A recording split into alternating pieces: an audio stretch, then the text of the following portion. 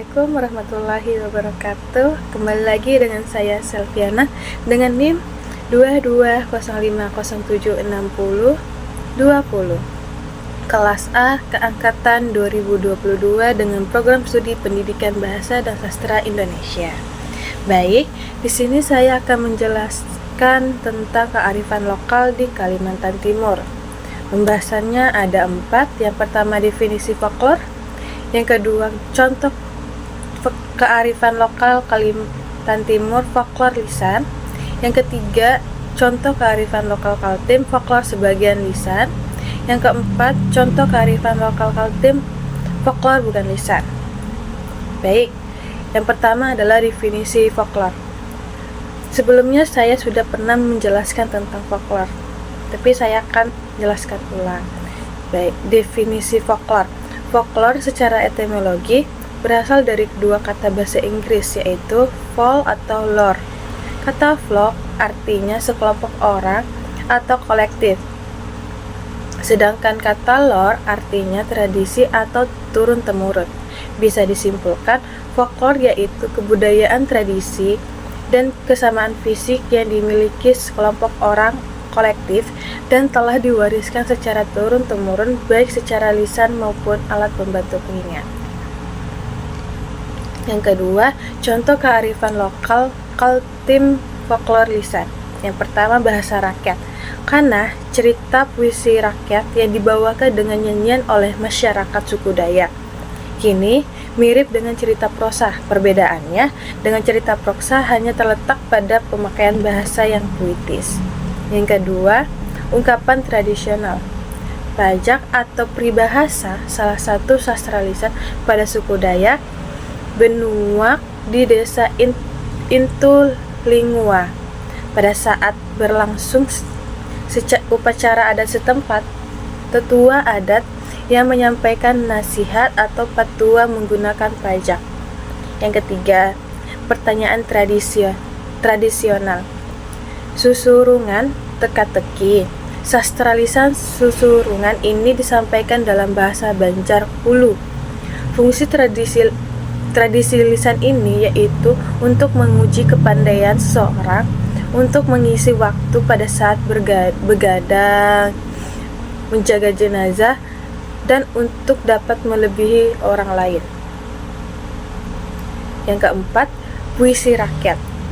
Soyong, mantra yang diucapkan masyarakat Pasir kepada Tuhan dengan perantaran arwah leluhur yang bertujuan mendapatkan penjagaan dan pertolongan bagi kehidupan mereka.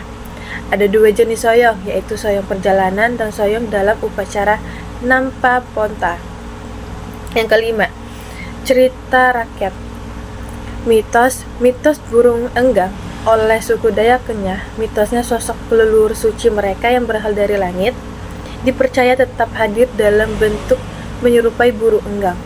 Dongeng Aji dan Kilip bersaudara dari Dayak Kunjang, Kalimantan Timur. Legenda Pesut Mahakam yang berasal dari Kalimantan Timur. Contoh kearifan lokal Kalimantan Timur folklor sebagai lisan. Yang pertama, permainan rakyat.